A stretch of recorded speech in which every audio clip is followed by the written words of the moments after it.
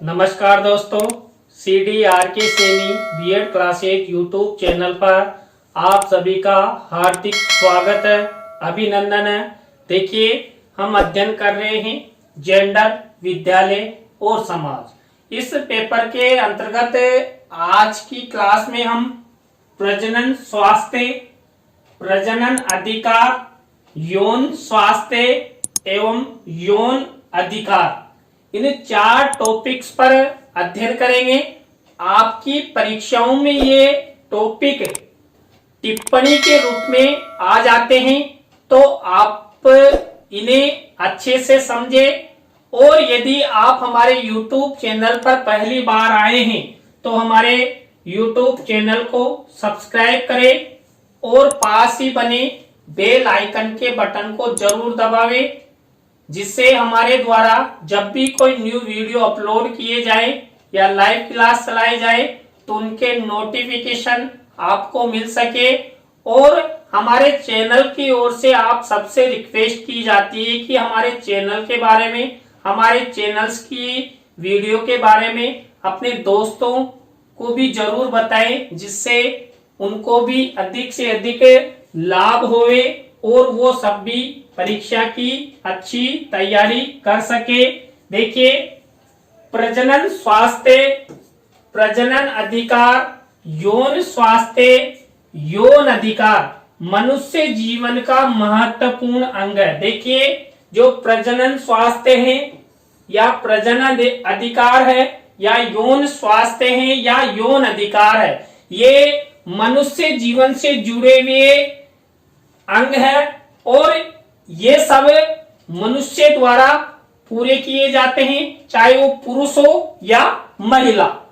यौन एवं प्रजनन अधिकार मूलभूत मानव अधिकार है। देखिए, जो यौन एवं प्रजनन अधिकार जो हमें प्रदान किए गए हैं वो मूलभूत मानव अधिकारों की श्रेणी में आते हैं। इनमें शारीरिक अखंडता का सम्मान, अपने साथी को चुनने का अधिकार, यौन संबंध एवं संतान उत्पन्न करने का अधिकार आदि सम्मिलित होते हैं। देखिए, यौन और प्रजनन अधिकारों के तहत स्त्री और पुरुष को यह अधिकार मिला हुआ है कि आपस में वो शारीरिक अखंडता को बनाए रखे, शारीरिक अखंडता का सम्मान करे। मान लीजिए, हमें पति पत्नी किसी भी प्रकार की कोई यौन क्रियाएं करते हैं तो एक अदब होनी चाहिए, एक दूसरे के शरीर की अखंडता और मान सम्मान होना चाहिए और एक दूसरे को अपना साथी चुनने का अधिकार होना चाहिए और संतान उत्पन्न करने का भी अधिकार हमें होना चाहिए। आपस में पति और पत्नी मिलकर डिसाइड करें कि हमें एक संतान चाहिए, 2 संतान चाहिए, 2 संतानों को बीच में कितना अंतर होना चाहिए। ये नहीं पूरी क्रिकेट टीम खड़ा कर दें। मान लीजिए, पूरी क्रिकेट टीम तो खड़ा तो कर सकते हैं, लेकिन उनके पालन पोषण, उनको कुछ खिलाने पिलाने, रहने, शिक्षा आदि की भी व्यवस्था हमें करनी होती है। विकास के समीकरण से यौन एवं प्रजनन अधिकारों को हटाने से अपने भविष्य की जो पीढ़ियां हैं, पीढ़ियों के अस्तित्व को नकारना है। यदि हमारा जो विकास होता है, जो मानव अधिकार होते हैं, इन मानव अधिकारों और विकास के समीकरण से यदि यौन एवं प्रजनन अधिकारों को हम हटा देंगे तो हमारे जो आने वाली पीढ़ी है उस पीढ़ी का भविष्य या अस्तित्व को हमें गर्त में यानी कि नीचा दिखाने की ओर ले जा सकते हैं। इसलिए सभी को यौन एवं प्रजनन अधिकार होने चाहिए, जिससे एक पारदर्शिता बनी रहे, एक दूसरे का सम्मान करें।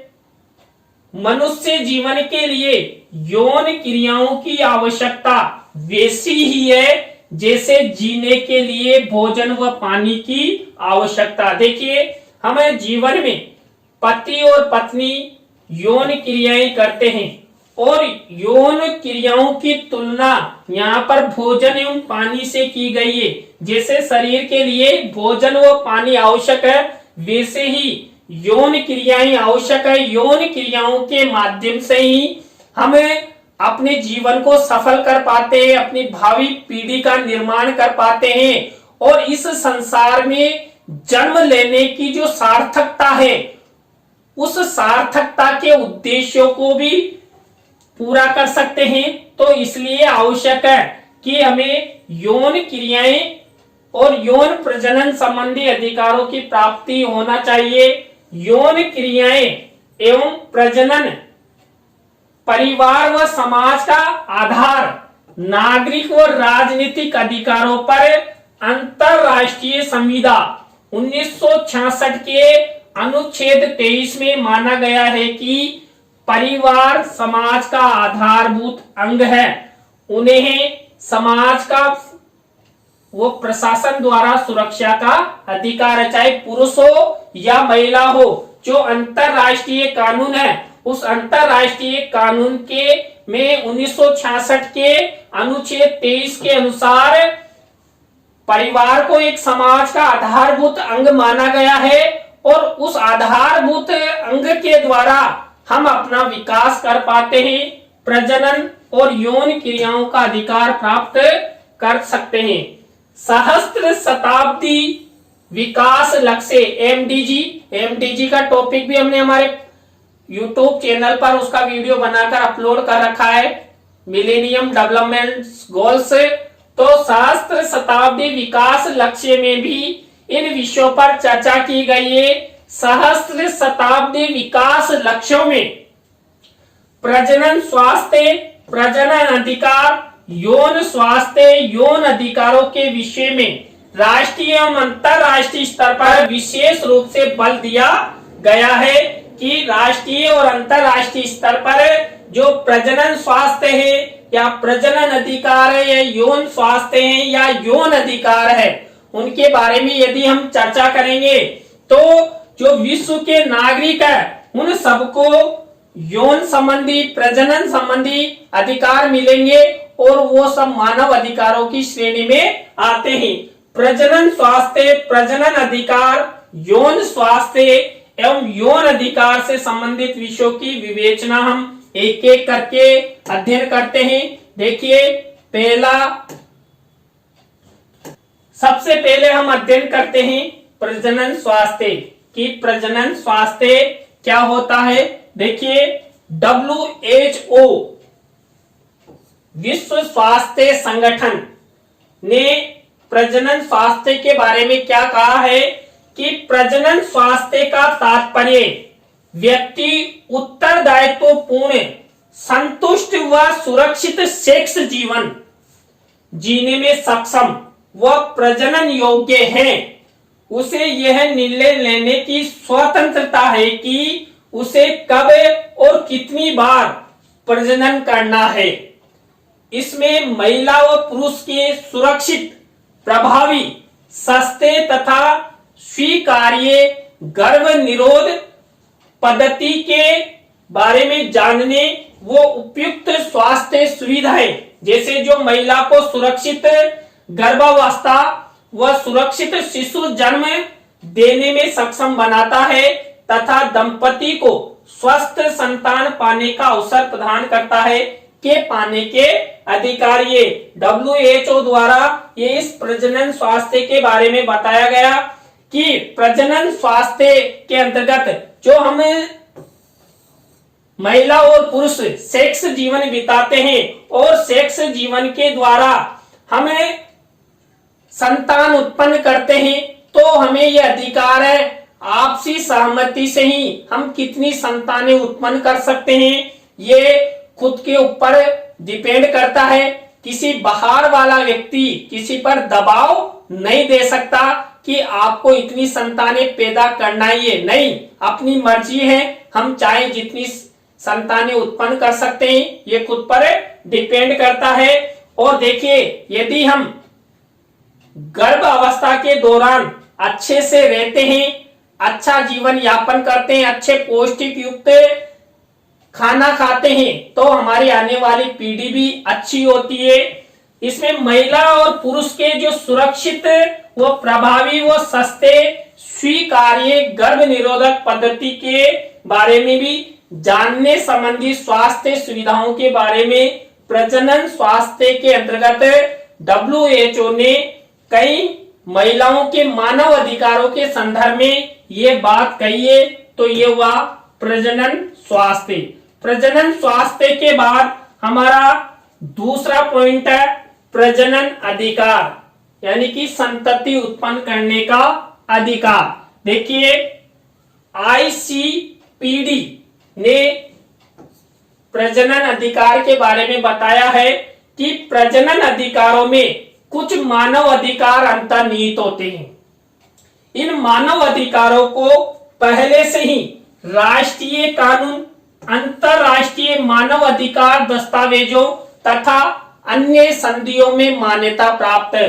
देखिए प्रजनन जो अधिकार है और प्रजनन अधिकारों से संबंधित जो तथ्य हैं, जो न्यायिक प्रक्रिया है, ये राष्ट्रीय कानूनों के साथ साथ अंतरराष्ट्रीय मानव अधिकार दस्तावेजों में भी इसको अंतर्निहित किया गया है और इनके द्वारा जो संसार का प्रत्येक नागरिक है, चाहे पुरुष हो महिला हो, उन्हें प्रजनन अधिकार प्रदान किए गए हैं। ये अधिकार सभी व्यक्तियों व दंपतियों के मूल अधिकारों जैसे बच्चों की संख्या, बच्चों के बीच अंतर, बच्चों के जन्म का समय चुनने की स्वतंत्रता, उससे संबंधित जानकारी व सुविधा पाने का अधिकार तथा यौन व प्रजनन स्वास्थ्य के उच्चतम स्तर को प्राप्त करने का अधिकार की मान्यता पर आधारित है। देखिए हम लोगों को जो प्रजनन संबंधी अंतरराष्ट्रीय मानव अधिकार आयोग द्वारा जो सुविधाएं मिले हुए, जो अधिकार मिले हुए, उनके अंतर्गत हमें बच्चों की संख्या, बच्चों के बीच अंतर, बच्चों के जन्म का समय चुनने, माता पिता चुन सकते हैं, कोई दूसरा ये नहीं कह सकता कि आपको अभी बच्चे पैदा करने, नहीं।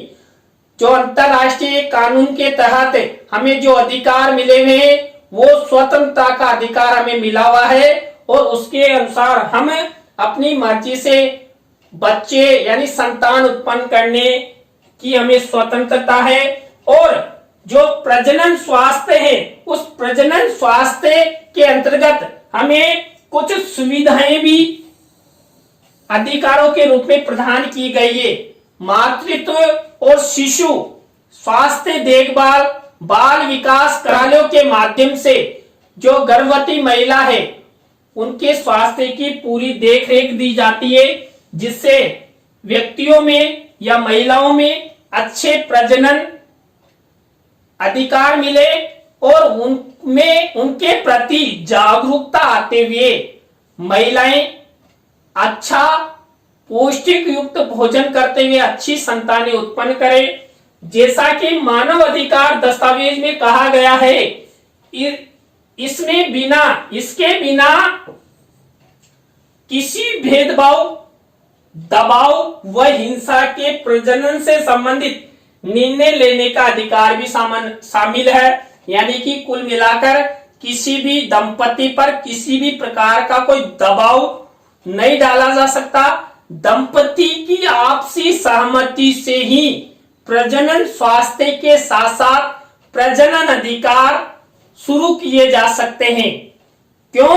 क्योंकि अंतरराष्ट्रीय स्तर पर हमें ये मानव अधिकारों के तहत मिले हुए हैं और हम चाहे जैसे उनका पालन कर सकते हैं। बाहरी व्यक्ति हमें इन पर किसी भी प्रकार का कोई दबाव नहीं दे सकता। हमारा थर्ड टॉपिक है यौन स्वास्थ्य। देखिए यौन स्वास्थ्य के बारे में क्या कहा गया है। UN संयुक्त राष्ट्र संघ ने यौन स्वास्थ्य के बारे में क्या बताया है। यौन स्वास्थ्य का तात्पर्य मानव लैंगिकता के प्रति सकारात्मक दृष्टिकोण से। देखिए लैंगिकता पुरुष और महिला दो प्रकार की मानी गई है, तो यहाँ पर मानव लैंगिकता के प्रति सकारात्मक दृष्टिकोण से है तथा यौन स्वास्थ्य सुविधाओं का उद्देश्य जीवन व निजी संबंधों को बेहतर बनाने के साथ साथ परामर्श सेवा तथा प्रजनन सुविधा व यौन संबंधी रोगों की देखभाल की सुविधा उपलब्ध कराना है। देखिए UN ने मानव यौन स्वास्थ्य है। यौन स्वास्थ्य से संबंधित सभी लोगों को जागरूकता प्रदान करने के साथ साथ समाज में लैंगिकता के प्रति सकारात्मक दृष्टिकोण, समानताएं प्रदान करते हुए यौन स्वास्थ्य सुविधाओं के माध्यम से खुद के निजी जीवन में, जो उनका निजी जीवन है, वो बहुत अधिक बेहतर बनाया जाए और वो अपने निजी जीवन को बेहतर बनाने के लिए किसी भी व्यक्ति से सलाह ले सकते हैं, लेकिन किसी भी व्यक्ति द्वारा उस पर किसी भी प्रकार का कोई दबाव नहीं दिया जा सकता। ये दंपति का अधिकार है और ये दंपतियों को ही मिला हुआ है। हमारा चौथा टॉपिक है यौन अधिकार। देखिए यौन अधिकारों के अंतर्गत क्या कहा गया है, WHO, देखिए वही विश्व स्वास्थ्य संगठन ने यौन अधिकारों के बारे में यहाँ पर बताया है कि यौन अधिकारों में वे मानव अधिकार अंतर्निहित हैं जो पहले से ही राष्ट्रीय कानून, अंतरराष्ट्रीय मानव अधिकार दस्तावेजों तथा अन्य संधियों में मान्यता प्राप्त है। देखिए अंतरराष्ट्रीय स्तर पर कई संधियां हुई है और अंतरराष्ट्रीय संधियों के अंतर्गत जो विश्व के प्रत्येक नागरिक, चाहे पुरुष है महिला है, उनके संदर्भ में मानव अधिकार निर्धारित किए गए हैं और उन मानव अधिकारों की पालना सुनिश्चित करवाने संबंधी कई दस्तावेज अंतरराष्ट्रीय स्तर पर, जैसे संयुक्त राष्ट्र संघ है या कोई अंतरराष्ट्रीय संस्थाएं हैं, उनके पास मौजूद है और संबंधित देशों को ये अंतरराष्ट्रीय कानून मान्य होते हैं।